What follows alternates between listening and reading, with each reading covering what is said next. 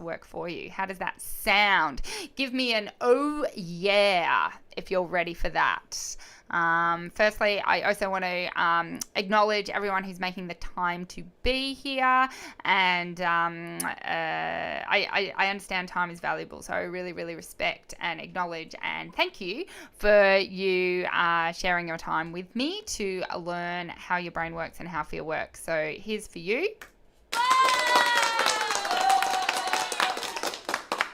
Very, very cool. All right. Good. All right. Hi, Shannon. How are you doing? Do we have an oh yeah? Are you ready? All right. Thanks, Katie. Oh yeah. Okay. Very, very cool. Carol. Oh yeah. Okay. Love it. Good job. All right. So what do we have to learn about fear? So make sure you have a note, something to take notes on your phone or something. I don't know if I'm getting broadcast on your phone, but if you can take some notes, that would be great. So the first thing I want you to think about is, why does fear exist? Like, have you ever thought about that question before? And I'd love for you to just type into the comments, why do you think fear exists? It's 1 a.m. Oh, I really appreciate you staying up. Thank you very much. Yep. Why does fear exist? I'd love for you to consider and ponder that question. Write it down. Why does fear exist?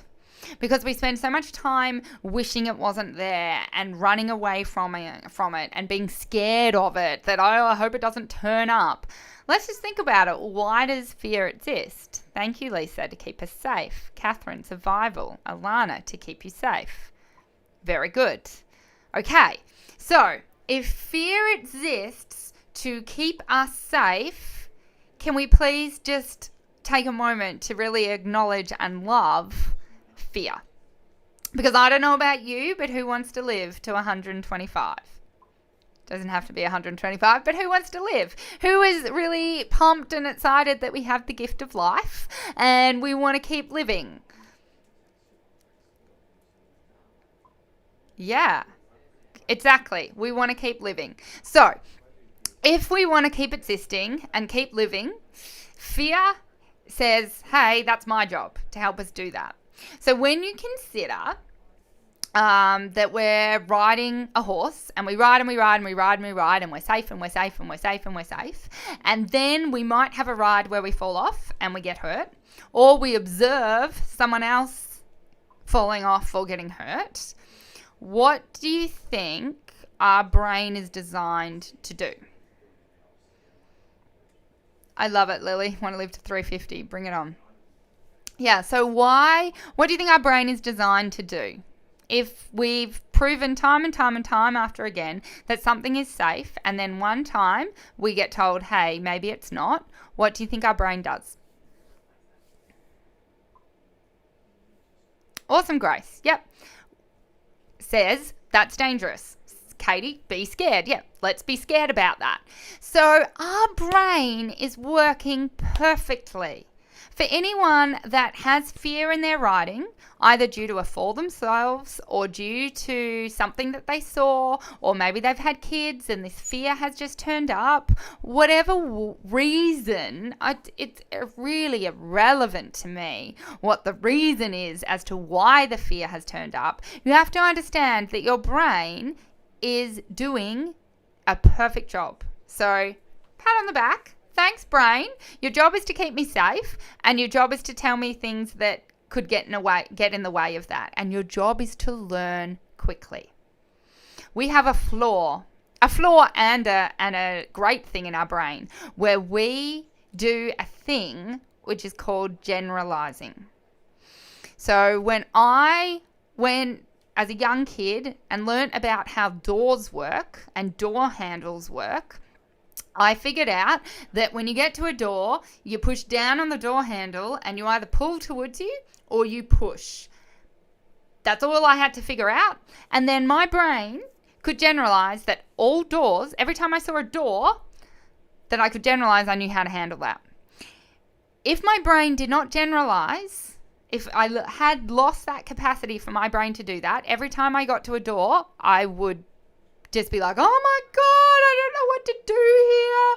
What's this? I've encountered things like this before, but this one might be different. And let me just, oh my God, I'm going to have to just stare at it. I'm going to have to maybe kick it. I wonder if this door opens sideways or something completely different. But we don't have any of those thoughts. We learn very quickly and we generalize that our experience is going to be the same in a lot of different areas. And where fear gets in, so generalizing is a great thing. You know, I get to a door, I know how to handle that. I ride a horse, I know to put my foot in the stirrup and swing my leg over. That all saddles are the same. I can generalize that. Now, if your brain was logical, completely logical, without a bias to keep you safe, because you have to know that you have a bias in your brain to keep you safe. If it didn't have that bias to keep you safe, it would just spit out like a computer. Okay, we can generalize that you have ridden a horse 1,000 times in your life. You have been fine 999 times. One of the times you weren't fine. We generalize this ride should be okay. So that's great, but our brain has a bias to keep us safe. So therefore it goes, hey, this could happen again. I don't want you to do this. Okay? Shannon, me, I want to ride the pony. Brain, haha, not today. You will die. Me, okay, so I'm just going to go anyway. Brain, shit, hold on tight and never relax for a second. My horse, why is she sitting like that? Thank you so much for articulating that, Shannon, because that is what is happening. Absolutely. And our horse is like, why is she sitting like that? What do I have to be scared of? Because we understand that the horse that we ride does have an ability to pick up on our emotions, which is beautiful. It's part of the reason I think that so many of us love horses and love riding so much. We love that relationship that we can feel and the horse can pick up on our feelings. But if we've got a bias of, I want to keep you safe, and the brain going, I don't think this is a good idea, I don't think this is a good idea, I don't think this is a good idea, and we're like, but we'll do it anyway.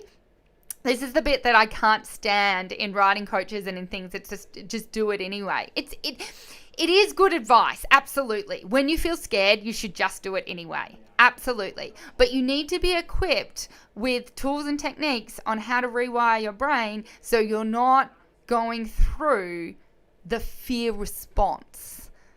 So when I get scared, I am having a response. This is going to get deep. Okay. Stay with me, guys. If I decide I'm scared to ride my horse, and I don't decide, it just happens, is what you will say. Oh, it's not a choice, it just happens.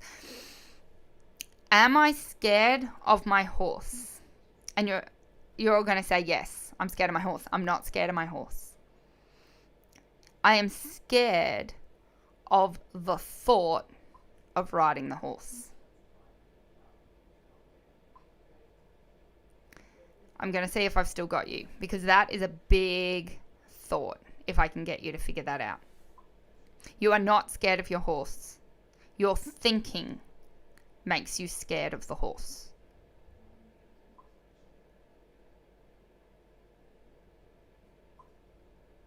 Scared of what your brain is saying, Isabella. Yes, that is it. I always say to every single one of my clients, if I showed the pictures or said the things or had your experience that you are consciously or unconsciously creating in your brain right now, I would feel petrified too. A feeling is generated by a thought. A feeling does not exist in absence of thought. Does that make sense to you guys? Let me say that again. A feeling is generated by a thought. A feeling is not generated by anything else but your thinking. So you are not scared of your horse. You're scared of the thinking about your horse. Good. I've got you. Good.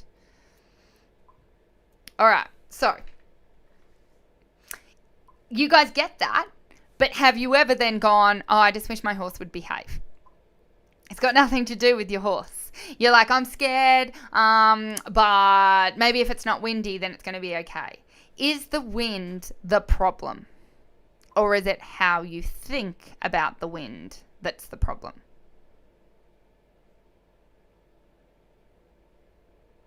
And I know I'm lagging, so I'm asking the questions, and then you guys are getting it. So if the wind isn't the problem, it's how I think about the wind that is a problem. If riding my horse is not the problem, but it's my thinking about what could happen when I ride the horse that's the problem. If it's not the canter that's the problem, it's me thinking about the canter that's the problem. What have we just learnt? Like, can you guys take that on? Because that is a huge thing to take on, to go, it's not the canter that's the problem. It's my thinking about the canter that's a problem. Most people can't get to that. They're like, oh, pretty sure it's the canter. No, it's not the canter.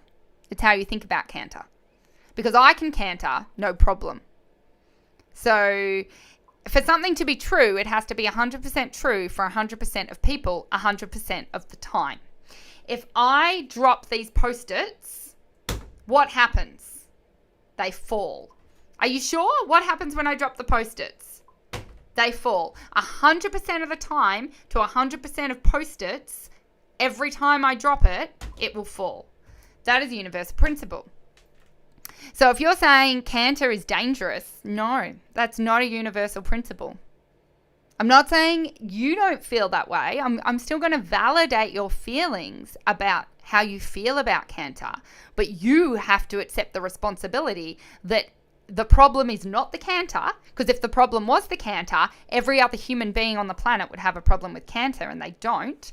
So the fact that you have a problem with canter, it's not the canter, it's how you think about the canter. Have I got you guys?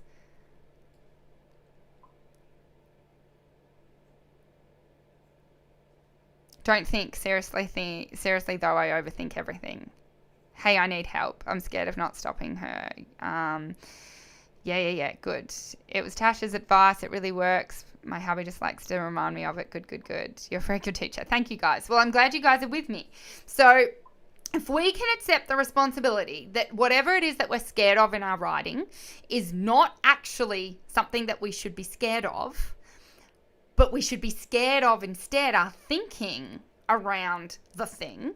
Because I think you guys know, oh, when someone else does it, it works for them, that it's fine.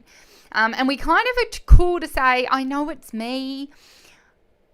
And then what tends to happen? What's the next word when someone says, I know it's me? Does anyone know what the next word usually is? What if someone says, I know it's me, what's the next word they say?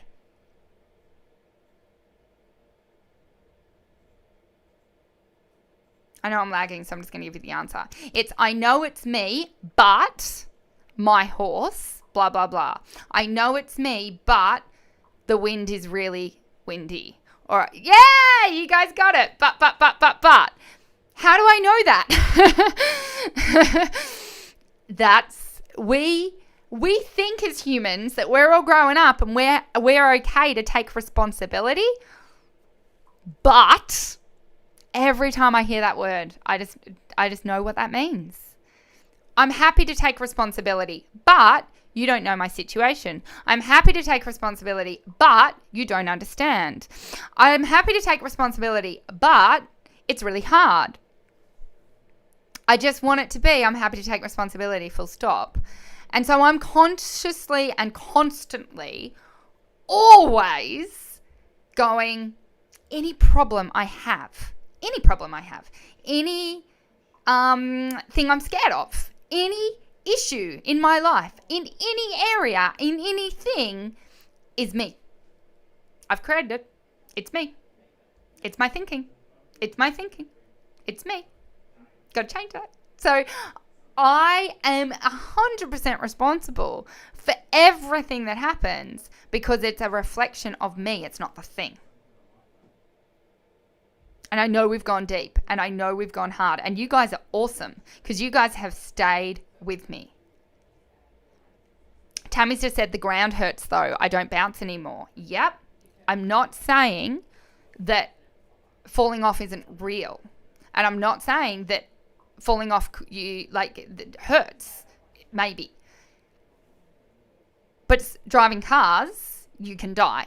Getting in a plane, you can die. Having a shower, you can sleep in the shower and die. We live in a world where we can get hurt. So we have to mitigate the risk and accept the risk and work through it that way. So I'm not talking about, like I said, sometimes fear is completely guaranteed. If you're riding a horse that is known to buck, has bucked people off before, has bucked you off before, it's had no training, it's had no behavior modification, and you're scared to get on it, good God, listen to that. You should be scared. You most likely will end up on the ground. I'm talking about the people that have fear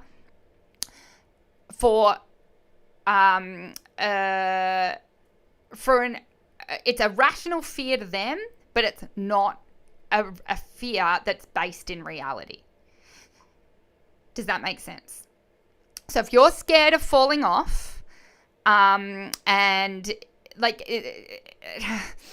will you fall off in your riding career? Yes. Everyone kind of accepts that as if you're going to learn how to ride a horse and you're going to consistently ride a horse, will you fall off? Yes. Will you accept that risk? And then if you go, yes, I desperately want to accept that risk, but I'm scared to because I don't want to get hurt. I get that.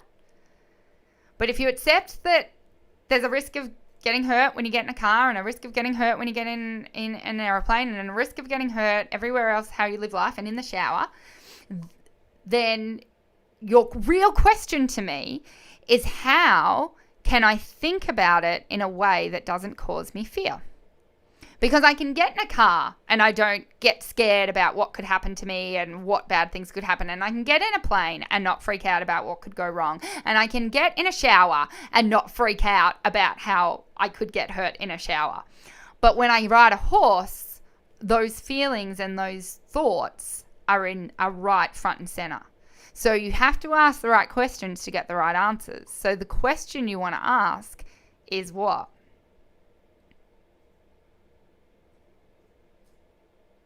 And I know I'm lagging, so I'm just going to give the answer.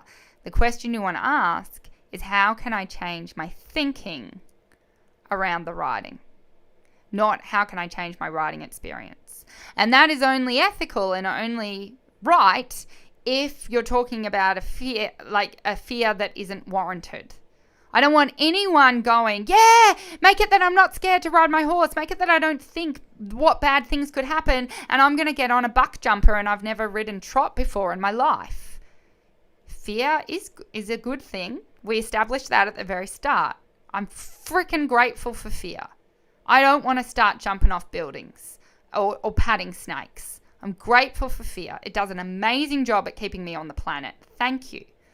It also, because it can't discriminate, tells me that I should be scared of a shitload of other things that actually are not going to mean that I'll die. Like when I first was public speaking, terrified. Ah! And my brain's going, you'll die, you'll die, you'll die. Thanks, brain, but I won't. So you have to be the growing up in this relationship of you and your brain, and you have to decide what will actually kill you and what just feels like it will kill you. And if it just feels like it will kill you, you need to change your thinking about the thing. Because your brain has a bias to keep you safe and a bias for you to do nothing new and nothing out of a comfort zone. And that is a blessing and a good thing and a bad thing at exactly the same time. Why do I feel safer if I have an instructor talking to me? Most likely, Kelly, because they are interrupting your thought pattern around what can go wrong. If you are thinking of what can go wrong when you do anything, fear will be present.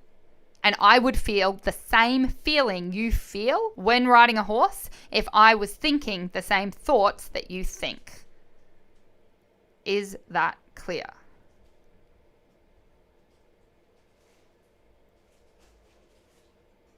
Good. Awesome. I know we've gone deep, and I know it's confronting to go, what? I'm not scared of cantering. The reason I have a feeling of fear around canter is because of what I think about canter. Because just think about it. Whatever it is that you're scared of, what do you think about it? Like, let's say canter. Canter means I'm out of control. Canter means I'm not okay. Canter means I could fall off. Canter means being unbalanced. Canter means getting dragged with my foot in the stirrup. If canter means those things to you, of course you're going to feel what you're feeling. If canter meant those things to me, I would be terrified to canter. But canter doesn't mean those things to me. Canter means freedom. Canter means joy. Canter means easy. Canter means fun. Canter means flying changes, collection, canopy rows. That's what my thoughts are around the canter. So therefore, that's what my experience is in canter. Your thoughts are based, like your thoughts dictate the experience you're going to have. They have to. But the reality of the canter is it's a 3-beat movement of a horse. Like, what's the fact? This pen is in my right hand. The pen is now in my left hand. That's the facts. That I'm right-handed is an assumption. That I'm left-handed is an assumption. The only thing you can say for sure is the pen is in my right hand and the pen is in my left hand. So all you can say about canter is it's a 3-beat movement of a horse. That's the fact of canter. And that fact has no emotion attached to it. Doesn't have a good or a bad emotion to it. It just is.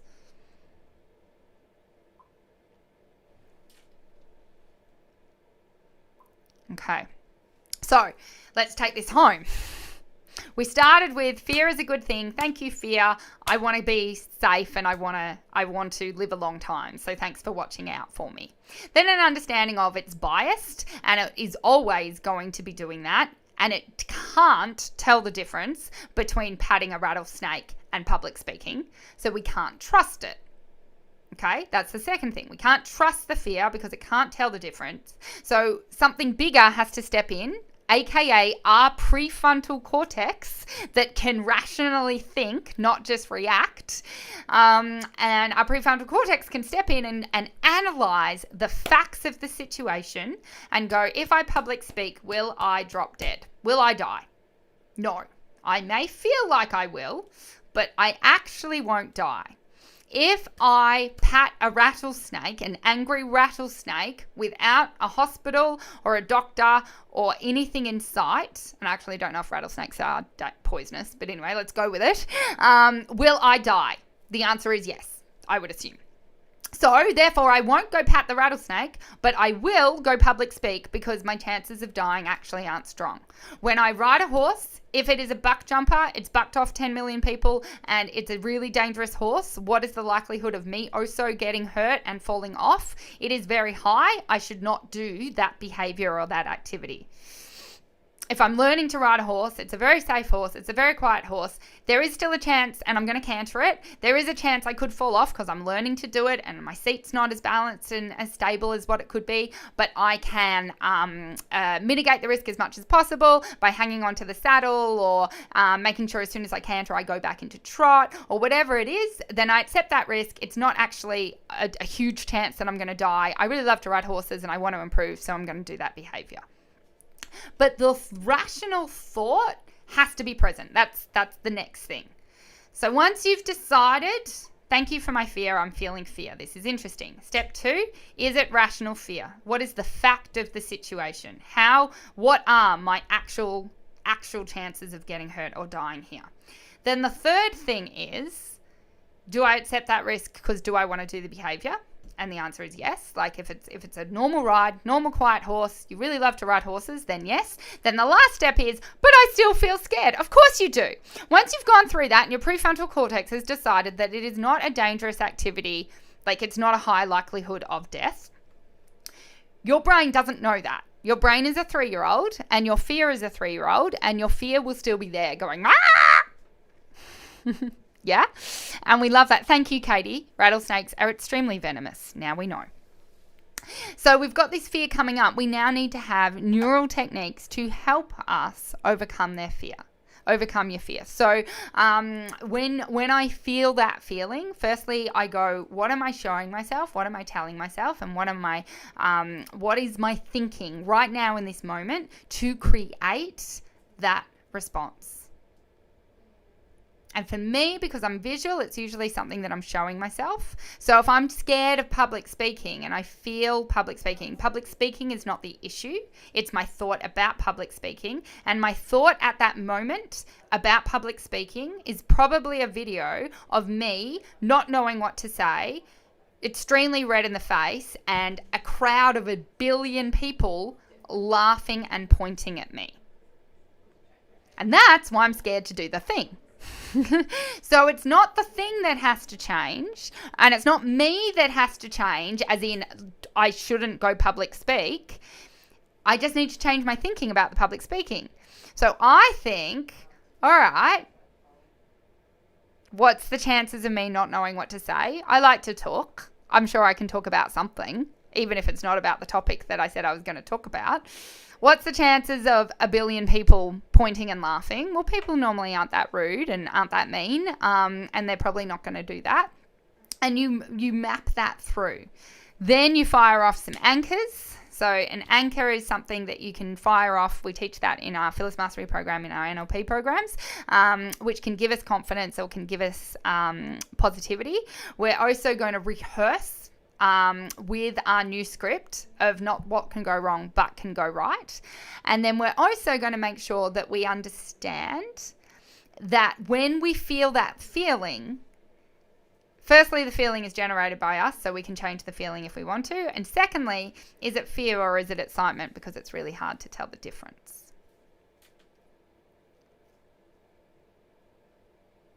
Awesome, Deborah. So I think Deborah's a member of our Fearless Mastery. She's like, I think of popcorn and interrupt my thoughts. LOL, because of you. That's it, Deborah. You can do a pattern interrupt. There's a million different neuro techniques that I teach you guys in Fearless Mastery about how to change the thinking.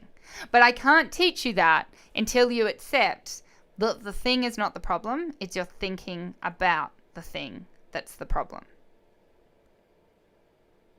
Cool. All right, guys. So I hope that was helpful. If you guys would like to take the next step in your Fearless journey and would like to work with me in the Fearless Mastery program, I am offering up a couple more spots in Fearless Mastery at a discount. So if you want to get involved, make sure you go to Your Writing Success and send me a message. Click on Send Message and message the word Fearless. I'm going to hop off this training and hang out there for a bit. So if anyone wants to, you guys can't see my face anymore. So if any of you guys want to have a conversation with me about your specific Fearless journey, and if you're ready to change your thinking, I know it's a big thing. I know it is a big thing, but if you're ready to change your thinking and you're ready to transform your relationship with fear and you're ready to ride confidently, I'd love to hear from you. So click Send Message, go to Your Writing Success, click Send Message and message the word Fearless. That would be amazing. Awesome. So really awesome to hang out with you. Huge congratulations to you guys. It's not easy to accept responsibility for your thinking. It's not easy to say, oh, it's me. It's not that. Most people go, it's my horse, or it's the canter, or it's the wind. To go, oh, could be how I think about the wind. Could be how I think about the canter. Could be how I think about the horse. Huge. So really want to acknowledge you for that. And like I said, if you're ready to take the next step, I'd love to hear from you. Message the word Fearless. Love you guys heaps. Have an amazing weekend. And I'll see you guys very soon. Bye.